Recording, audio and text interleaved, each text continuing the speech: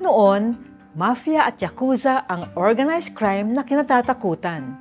Ngayon, iba na. Sila ay ang mga scam syndicates. At global ang operations nila.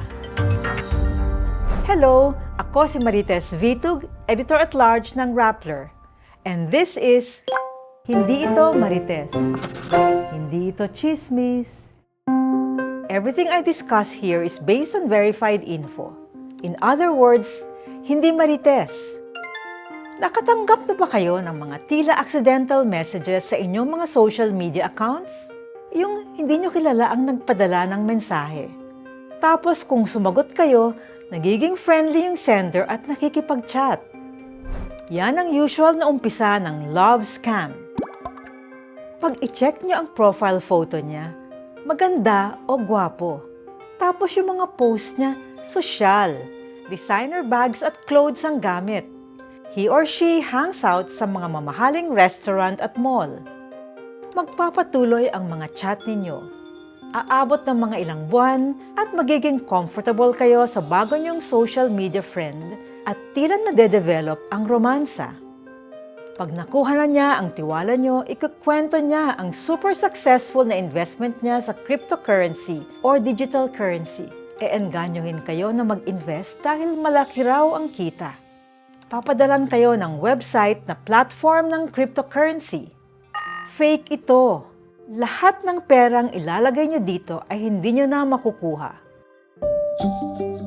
Alam nyo ba, sa buong mundo, over $500 billion a year ang nakukuha ng mga scammer?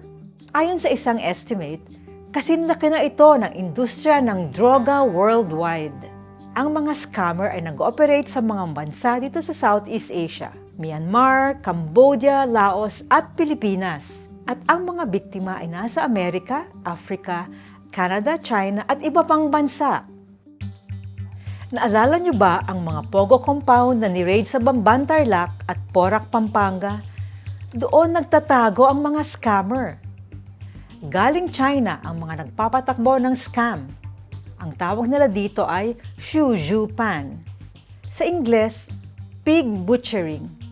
Ibig sabihin, ang biktima ay parang baboy na patatabain at pagkatapos ay kakatayin. Ang masaklap, forced labor ang mga nagtatrabaho sa scam compound.